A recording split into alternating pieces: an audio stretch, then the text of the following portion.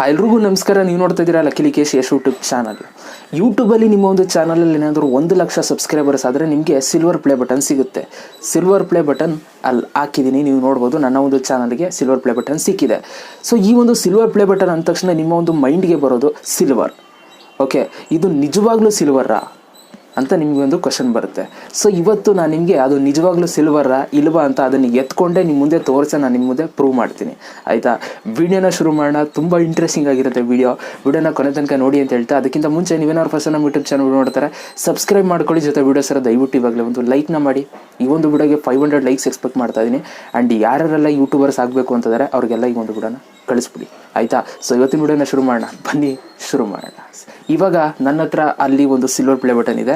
So ನನ್ನ ಒಂದು ಚಾನಲ್ಗೆ ಸಿಕ್ಕಿರೋದು.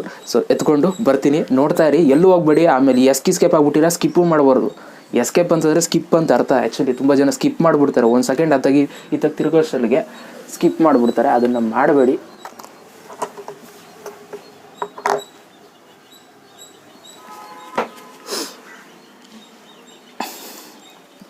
So finally ಎತ್ಕೊಂಡೆ.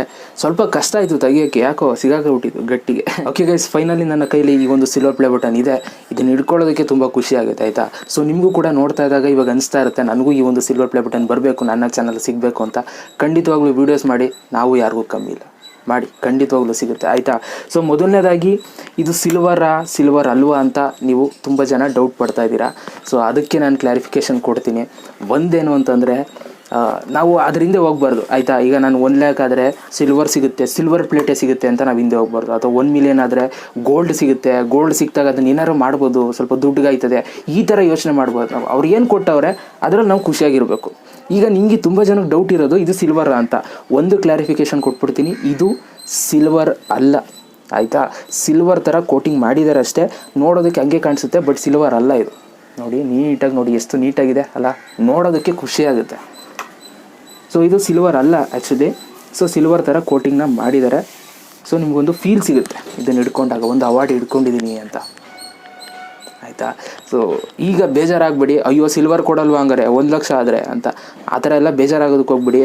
ಒಂದು ಏನಂತಂದರೆ, ನೀವು ಒಂದು ಅವಾರ್ಡ್ ತಗೊಳ್ತೀರಾ, ಆ ಒಂದು ಅವಾರ್ಡ್ಗೆ ಒಂದು ತಟ್ಟೆ ಲೋಟ ಕೊಡ್ತಾರೆ ಅಂತಂದ್ರೆ ಅದನ್ನು ಕೂಡ ನೀವು ಇಟ್ಕೋಬೇಕು.